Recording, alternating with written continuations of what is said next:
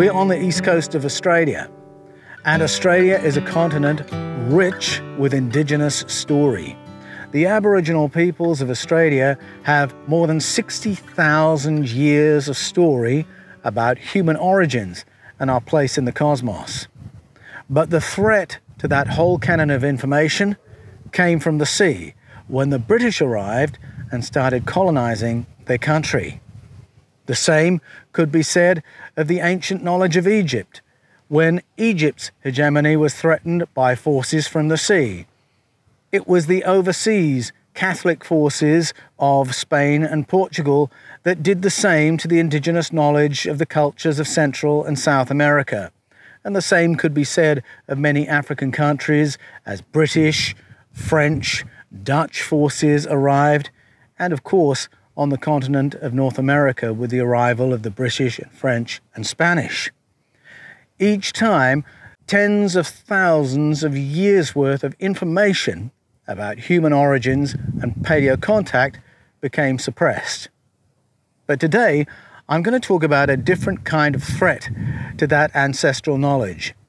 Because in the Bible, the Hebrew knowledge of paleocontact was threatened not by forces from across the sea, but from a Jewish king, King Josiah. In the 7th century BCE, a new king arrived on the scene, the boy King Josiah, and he instituted a rebuilding of the Jerusalem temple. And in the course of that rebuilding, a hidden book was found. Now, why it was hidden, we're not quite sure, and what the book was, we're not quite sure, other than that it was called the Book of the Laws of Yahweh. Josiah decided he was going to reform Judaism based on the laws of Yahweh and turn Judaism into a monotheistic religion to be the glue for an orderly, theocratic society. The Book of the Laws of Yahweh would define what was right and what was wrong, and would explain why he, Josiah, had the will of God and the power of God upon him to govern. The problem was that many of the ancient stories contained in the scriptures were not Yahwist stories presenting Yahweh in a positive light or even describing him in any way as God. In order to turn Judaism into monotheism, the vast canon of Hebrew scriptures had to be cleaned up. Every vestige of paleocontact had to be eradicated. But that was something that happened a generation after Josiah. Josiah set about cleaning up Jewish ritual practice. And that meant every practice that honored the powerful beings who came in the past and nurtured humanity in the beginning had to be airbrushed over. And it's these things I'm going to be talking about today.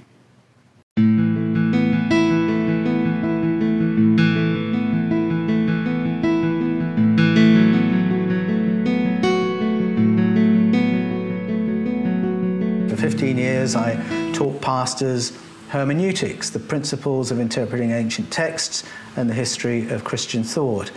And when I took the time to apply all the tools we learn in those disciplines to anomalies in the Bible stories, another layer of story emerges, and it's a story of paleocontact. If you go to the root meanings of certain key words, the paleocontact story becomes totally unavoidable. And you could brush that off and say, well, isn't that stating the obvious? That if you translate those words in more cosmic terms, it'll sound like a cosmic story.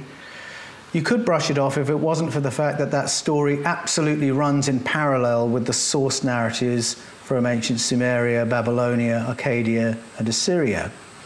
But once you've established that there's paleocontact in the Bible, there are a few therefores that flow on from that. Because first off, there are a number of stories we've interpreted as God stories that are not about God at all. They are about powerful ones in the plural, powerful beings. They are stories of colonization in the deep past and a spectrum of paleocontact experiences, from very violent colonization and oppression by non-human entities to stories like those of Asherah, where we're being helped and nurtured by ET neighbors. So that full spectrum is there. But once you've acknowledged that, and you say, okay, so there's paleo contact in the Bible. Okay, so not all the God stories were really about God. That leaves a rather obvious question hanging, and that is, so if these stories were not God stories, what were they? Why were they written? What were our ancestors so keen on us knowing? Was it just that we're living in a cosmos with company? Or are these books really about something else entirely? And the Eden Conspiracy argues that many of our ancient texts in the Bible are about something else entirely, that they are there to teach us lessons about social progress, geopolitics, emotional intelligence, as well as information about the cosmos in which we live.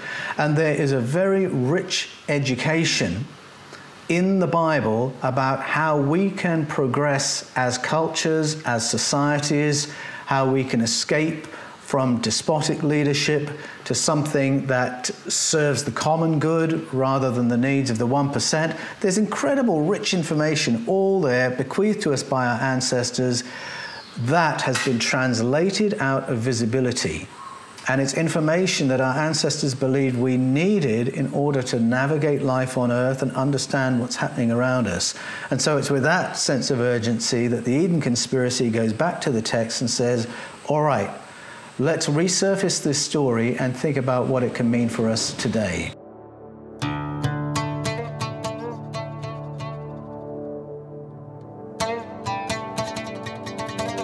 Prior to the 6th century BCE, it was a kaleidoscope of texts about all kinds of things.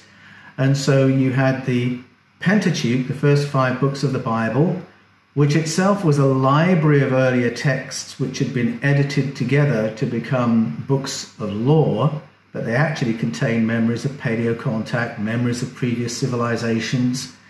And then there were other texts besides coming more recently into Jewish history, where you've got stories that are about covert government, stories of paleocontact, some of which is violent colonization, and some of which is the visitors who came and tutored our ancestors and taught us how to live in balance with the planet and how to become a civilization. There was a huge spectrum of experiences being described in these early books. So you do have books of history, you do have books of law, but a lot of the stories were commemorations of contact. And when you get into the writings of the prophets, you come to a writer like Jeremiah, and you realize that what he is lamenting is the fact that Judaism is not what he thinks it should be. He thinks Judaism should be a very simple monotheistic religion, and laments the fact that he can go to every high hill and under every green tree and find installations there to commemorate paleocontact. And he wants all that stopped. And in the 7th century BCE, a new king came along called Josiah, who wanted all that stopped. He regarded all that as a huge distraction from Jewish monotheism. And so the Jerusalem Guard was sent out to knock down the standing stones that marked the places of ET contact, to break the altars that were places of thanksgiving to the entities who had tutored their ancestors, to break the heads of the figurines commemorating Asherah and other ancient visitors who were advanced beings who helped humanity in the deep past. What that tells us is that in the 7th century BCE, Judaism was full of paleocontact and celebrated it, celebrated a whole array of ancient visitors, and Josiah said, enough of that, we're getting rid of that, and we're paring Judaism down to a religion where there's only one temple, and that's the one in Jerusalem. Where there's only one king, that's the king in Jerusalem. Where the tithes all come to Jerusalem. They don't go to local centers. And so there was this huge centralization of money, power, political power, and the control of the narrative, what Jews believe. All that was done under King Josiah in the name of cleaning up Jewish ritual. And then in the 6th century BCE, the same process was applied to the scriptures to edit those in such a way that the memory of Asherah and Dagon and other entities gets airbrushed over or reframed as something very negative called idolatry, so that the attention of the Jewish people will be solely on their God, Yahweh, a name that had come to represent the God of the cosmos, but which in the beginning simply referred to one of many powerful entities they had interacted with in the past.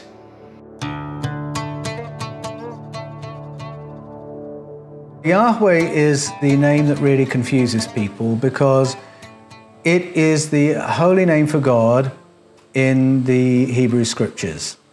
And if you're reading the later prophets, you'll find them using that word to describe a very inspiring, elevated vision of God. They're talking about the source of the cosmos and everything in it. However, that same word has also been pasted over much older stories that originally were not stories of Yahweh, they were stories of Elohim, stories of the powerful ones. And so that name Yahweh has been attached to quite a spectrum of ideas, beings, entities. Now, at one point, Yahweh equates himself, when he's speaking in the text, with El Shaddai. And there's some controversy over what that name means. Does it mean the powerful one of the plains or the powerful one of the mountains? And there's a little discussion that's had in warfare in the Bible itself, where the enemies of the tribes of Israel are saying, we need to draw El Shaddai out of his home territory. El Shaddai, that means the powerful one of the mountains, doesn't it? Draw him into the plains, we'll be able to defeat him and his people. So that's possibly how they interpreted the name, except that there are other texts where another meaning seems to get reinforced. El Shaddai could very well mean the powerful one, the destroyer. And whenever Yahweh uses that name, he always does something to prove he's worthy of that name. However, the destroyer might sound like some very ultimate kind of being, except you get into the El Elyon texts, another name associated with God, and you realize that this entity called El Elyon is actually in charge of the Sky Council and is parceling out colonies of human beings to different powerful ones. Dagon gets the Philistines, this entity gets this people group, and Yahweh gets this people group. That's in the texts. You can find that in the Psalms and in other places in the Hebrew scriptures. And as soon as you've read those texts, you realize Yahweh is not God. He's not even the senior powerful one. He's one of a number of junior powerful ones who's getting their responsibilities doled out to them by this other entity, El Elyon. And that word simply means the chief, the one in charge, the powerful one more powerful than the others. And so as soon as that becomes clear, you have to go back and say, well, what was Yahweh? And that is when I go to the clues in the name that suggest Yahweh belongs in the world's canon of dragon narratives. And the world's canon of dragon narratives are really stories of social progress, carrying the memory of our ancestors as we moved from a time when we were presided over by non-human entities who didn't care for us very much, to a time when we were self-governing, where we'd shaken off their power and had learned how to run society for ourselves. And the Yahweh stories fit precisely into that story arc.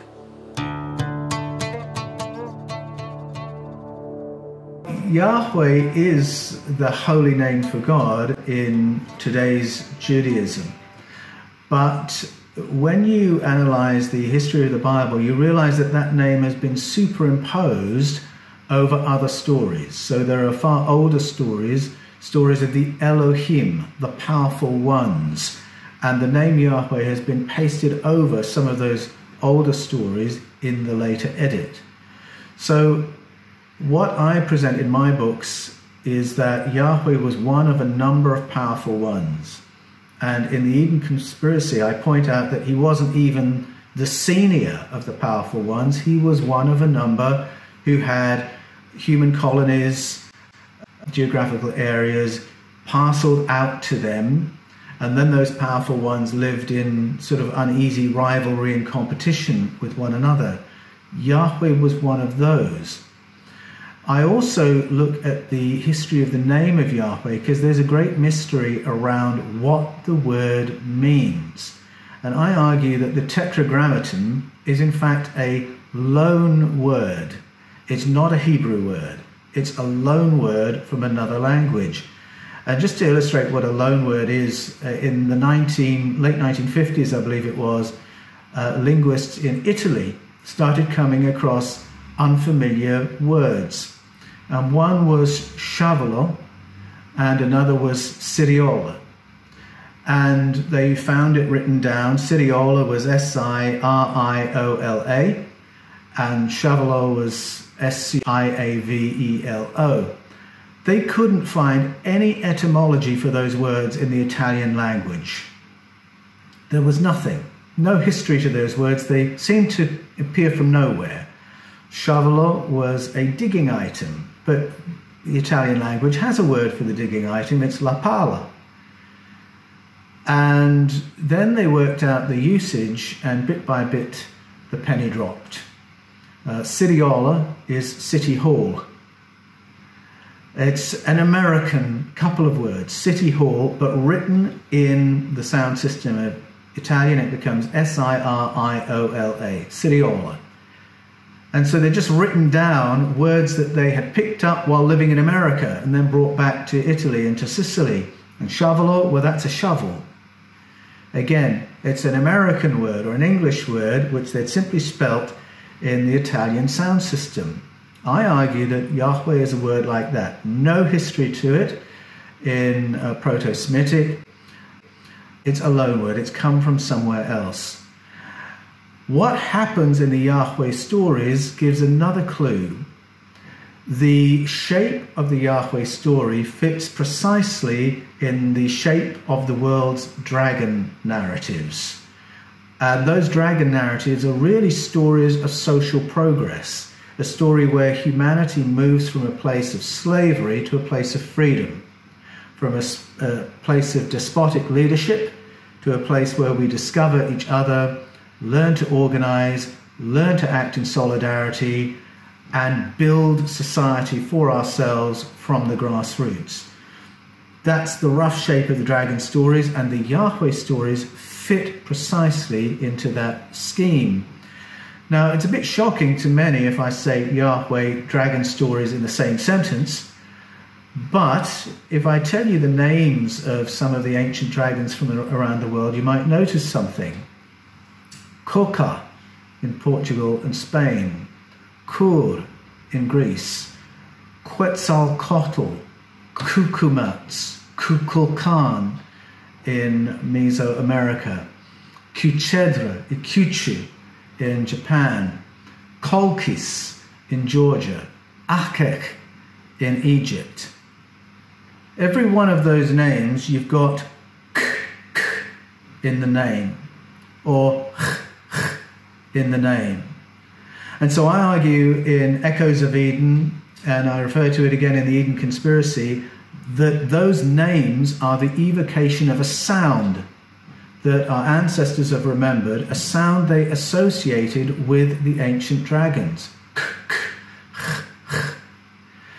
I wonder, I mean, I was brought up on Doctor Who, and you always knew the monster was in the dark recesses of the hallway because you would hear its raspy breath as it came down the hallway. And I wonder if the sound of these entities is recalled by the names. Now we go to Egypt, Achech. There is a smoking gun verse in Joshua 24 where Joshua says to the people, don't serve the powerful ones your ancestors served in Mesopotamia, Abraham and Sarah and your ancestors. Don't serve the Achech of Egypt, serve Yahweh, our powerful one. And let's pause. Sorry, don't serve Achech, serve Yahweh. Those names are almost identical. And he is equivalencing the service. You either serve one powerful entity or this powerful entity. One's called Achech and one's called Yahweh. And I'm not mispronouncing the name. What I'm doing is using the sound system of Proto-Northwest Semitic, the ancestor of Hebrew, and I'm voicing the H's in the Tetragrammaton. And suddenly we realize that Yahweh fits within this canon of names. Yahweh, Achech, Cholchis, and on it goes. Chocha.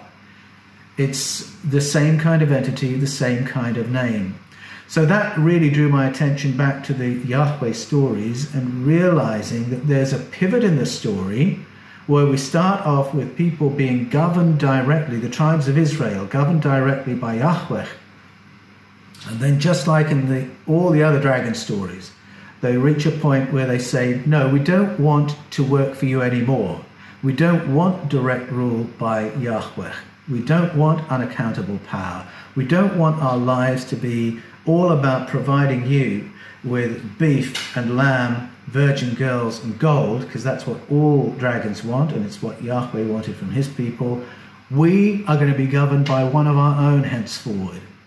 Now that happens in 1 Samuel 8.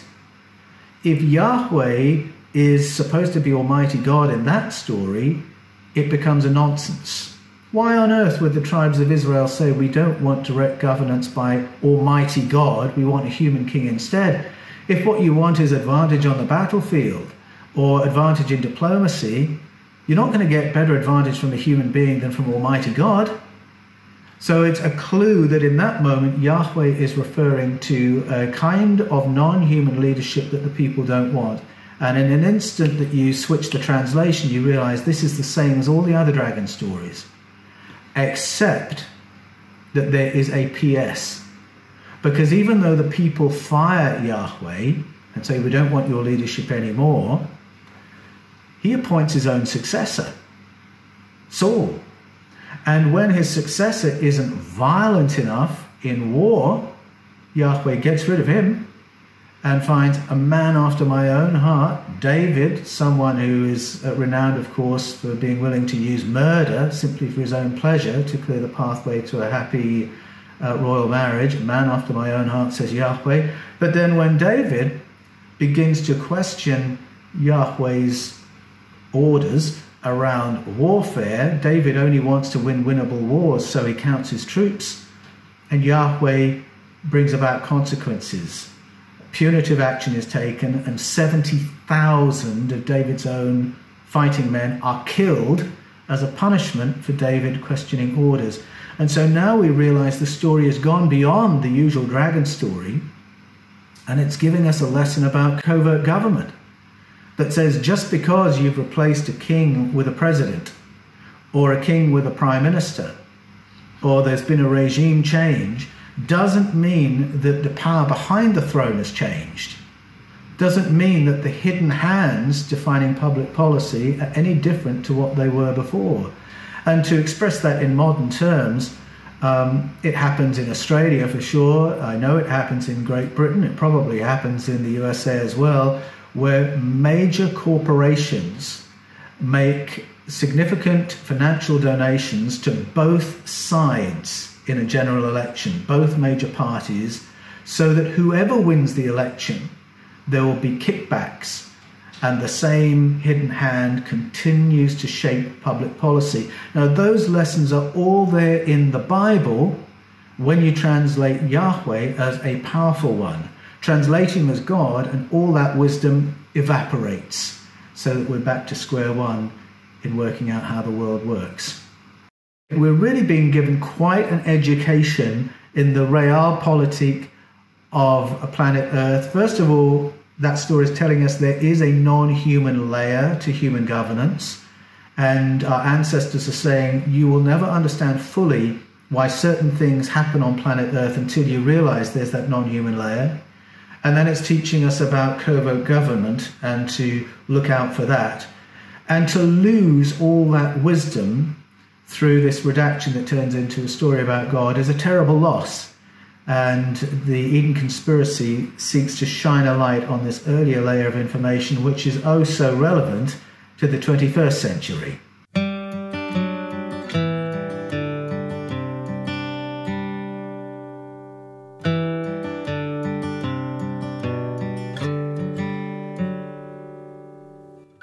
As I said earlier, the name Yahweh is used in different ways throughout the scriptures, and by the time you get to the minor prophets, they're using the name to indicate a beautiful cosmic vision of God. They will use the name Yahweh and they're talking about the source of the cosmos and everything in it. But you go to earlier stories and Yahweh is denoting a physical entity, a non-human colonizer among many in the deep past. And the Bible speaks about sky armies from the sky, from the stars, in their advanced technology, colonized us in the deep past. And there's a great spectrum of experiences. And Yahweh is at the violent end of that spectrum. Another name he takes on himself, El Shaddai, is the destroyer. His name can be translated God of the plains, God of the mountains, or the powerful one, the destroyer. And then he does various things to prove that he's worthy of that name. And there are quite a few stories in the Bible that run along those lines. So that's the violent end of colonization. And the way he colonizes is so similar to the way Britain colonized in the past and other empires of the world. All the means of control and terror. And he spells them out in 1 Samuel 8. You read 1 Samuel 8 and you'll think you're reading about the British in Kenya under Queen Elizabeth II. But no, Yahweh did exactly the same. At the other end of the spectrum, you've got somebody like Asherah, a female powerful one who was remembered, central part of Jewish worship in the 7th century BCE. Every home had an Asherah figurine. Every high hill had an Asherah installation. There would be commemorative actions towards Asherah. And she was remembered for having arrived, and I'll say from where a little later, and tutored our ancestors in agronomy, all the secrets of agriculture that allowed us to become a city-building civilization. That was the memory that had to be stamped out. And there are moments in, I think it's in 2 Kings, where the writer tells us very plainly that the Jewish memory at that time was Yahweh bad, Asherah good.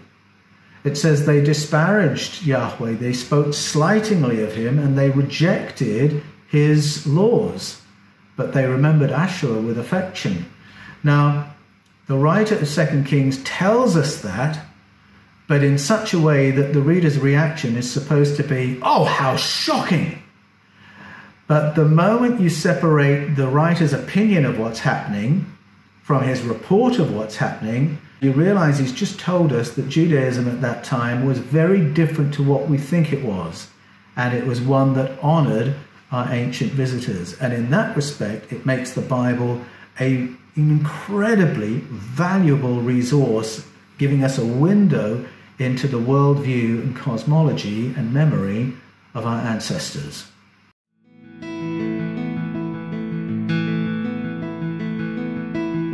Paleocontact is simply the idea that in the deep past, our ancestors had contact with ET visitors. So paleo means in the beginning, contact means contact. And the Bible is full of it. Read the prophet Jeremiah, and he laments the fact that Jewish practice was full of it. That you would find, he said, on every high hill and under every green tree, you'll find an Asherah installation, memorializing this powerful entity who came in the past and taught us agronomy, taught us how to be a civilization. The probably most common accoutrement of devotional activity in Jewish homes was a figurine of Asherah. Standing stones are referenced throughout the text, and then temples built to Asherah and Dagon and other entities. So Jeremiah is saying the people of Israel worshipped other powerful ones, and they remembered Yahweh negatively, and they remembered Asherah positively. But just pause for a moment and just separate the writer's evaluation of what happened with his report of what happened. His evaluation is, this is terrible. It should be Yahweh, Yahweh only, no other entity should ever be named. But what he's just told us is that Jewish practice was all about honoring their ancestral memory of paleo-contact. In the 7th century BCE, a new king comes to the throne, the boy King Josiah. During the renovations of the Jerusalem temple, they dig up something called the Book of the Laws of Yahweh. And we don't know what the book was, just that it was called the Book of the Laws of Yahweh. And Josiah says, right, we're reforming Judaism. We're putting a stop to temples, standing stones, paleo-contact, all that. Get rid of that. It's just going to be one God and him Yahweh, one king, that's me, one royal court, that's mine in Jerusalem, one high priesthood, that's mine in Jerusalem, one temple, that's mine in Jerusalem, and all the other temples would get rid of those. And so the Jerusalem Guard went around Judea, literally demolishing the other temples, altars, standing stones, breaking the heads off the Asherah figurines to clean up Jewish ritual practice and turn it into monotheism. A century later, the redactors who produced the Bible in its current form, working for the Jerusalem high priestly family, who had now inherited the royal powers, cleaned up the scriptures, cleaned up the great library of Hebrew texts to try and airbrush out even the memory of these other entities and simplify Judaism so it's now a monotheistic religion endorsing a single high priesthood and a single temple. And yet, these practices were so endemic, even with the work they did, you can still read Jeremiah lamenting the fact that this was Jewish practice, to remember the extraterrestrial visitors who helped us in the deep past and these others who colonized us violently. And it's he who tells us that the Jewish people remembered Yahweh negatively, they did not worship him, and they rejected his laws. And King Josiah flipped the whole thing around.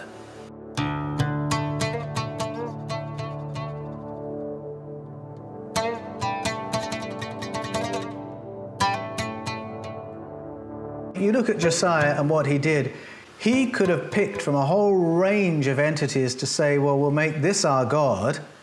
He could have picked Asherah and said, we'll make Asherah our God. He had the whole of what the Hebrew scriptures call the Tseva Hasamayim, the armies of the skies, to pick from. Instead, all the depictions of the Tseva Hasamayim were painted over so no one would remember them, and he picked the violent entity, Yahweh. If you've got a violent God, then you can govern with violence and it's considered holy. Once you've done that, you've empowered any society who worships Yahweh and wants to colonize somebody else's country, or wants to assassinate their priests, or wants to enslave a whole other people group to do the work they're too lazy to do for themselves. All that is empowered as soon as you have a violent God in the picture.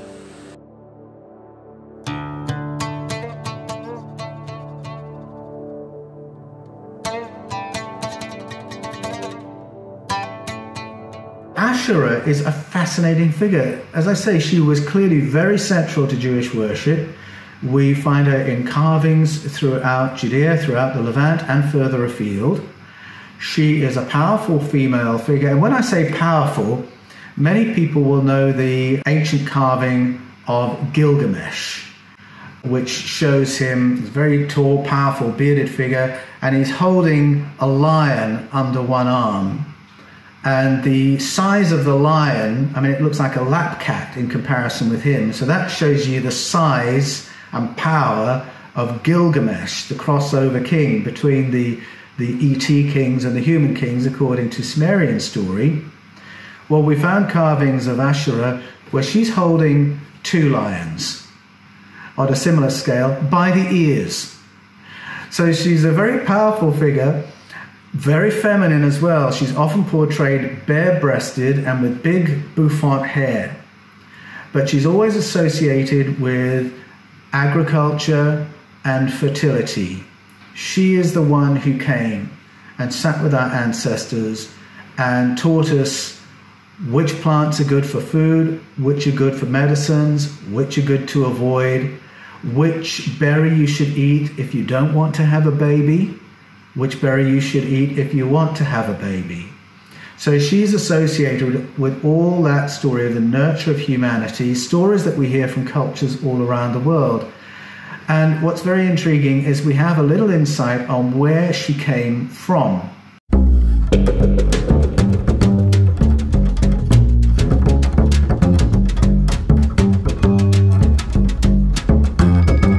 When I was researching the first in the Eden series, which was Escaping from Eden, I chanced across this verse in the book of Job.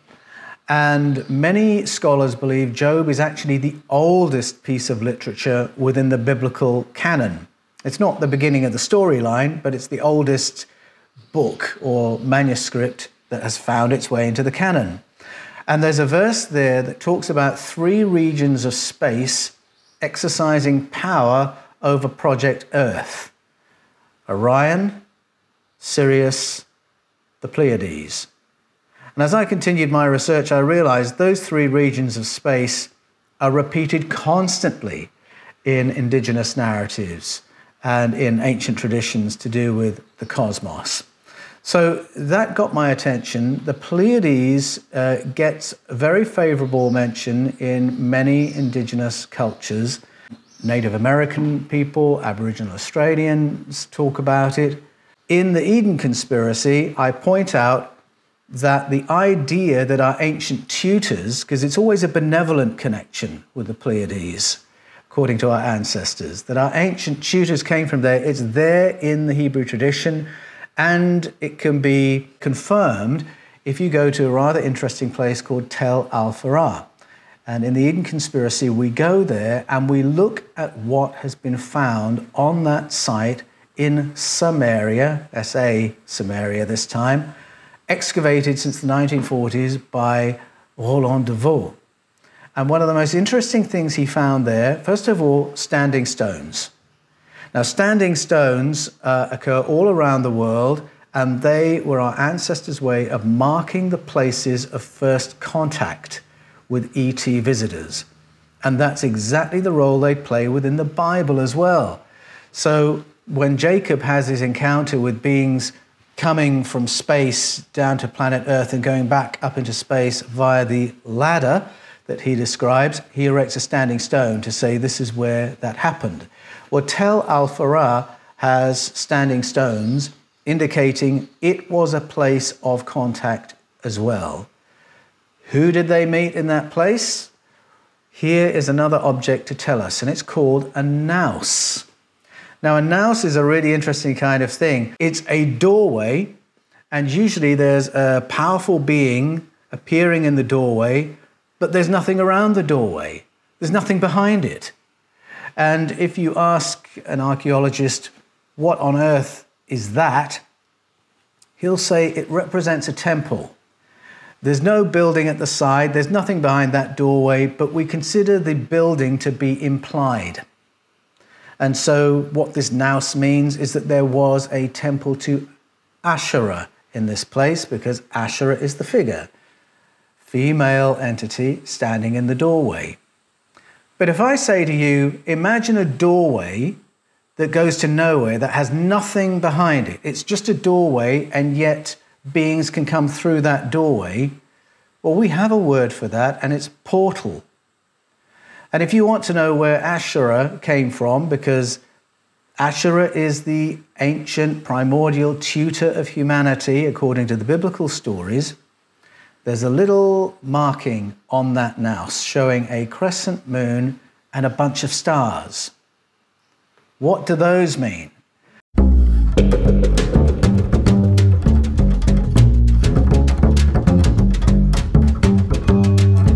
Symbology can carry different meanings in different ages for different cultures, and they can all be valid. So when I was a young priest working in London, we did rituals and we wore certain things, that all carried a Christian meaning, so I was taught. And so the vestments, each vestment had a Christian meaning. Our reserved sacrament had a Christian meaning. The purple that the bishop would wear had a Christian meaning. But if an ancient Jew had come to our services and looked at our reserved sacrament, they would have said, oh, that's the showbread from the Jerusalem temple. I see you do the same thing here. And then if you watch what I was wearing, he'd say, oh, I see you're part of the high priesthood of the Jerusalem temple, are you? Because you're wearing the same garb. And then if the bishop arrives in purple, somebody from ancient Babylon would say, oh, I can see he's in charge because he's wearing the royal purple chosen by King Cyrus of Persia. And so what I thought all had Christian meanings had Jewish meanings, Roman meanings, Babylonian meanings, earlier layers of meaning from way back. So now we look at that nous again in Tel Al-Farah. The doorway with Asherah arriving from somewhere, and here's a crescent moon and the stars of the Pleiades. What does that symbology mean in the source culture in Sumeria? The moon refers to Taurus, the constellation. That bunch of stars is in a very specific configuration, and it's the shoulder of the bull, the shoulder of Taurus. It's the stars of the Pleiades. And so, surprise, surprise, ancient Jewishan in agronomy, female entity, Asherah or Asherah, has come from space, from Taurus, that's her country, from the Pleiades, that's her suburb. And her street is a planet orbiting a star in the Pleiades. Now that, some might say that sounds like a stretch, but it isn't when you put it alongside other world narratives that say that's where our ancient tutors in agronomy came from thousands of years ago, maybe around 60,000 years ago, to teach our ancestors how to live in balance with the planet. What plants were good to eat, what were good for medicines, which were good to avoid, which berry to eat if you didn't want to get pregnant, which berry to eat if you did want to have a baby. And so many of these ancient stories embody this experience that our ancestors had in a female visitor. And in the case of the Bible, the female visitor is Asherah, whose memory almost gets airbrushed out of the Bible through a process of monotheization. But once we drill down into root meanings, all this story re-emerges.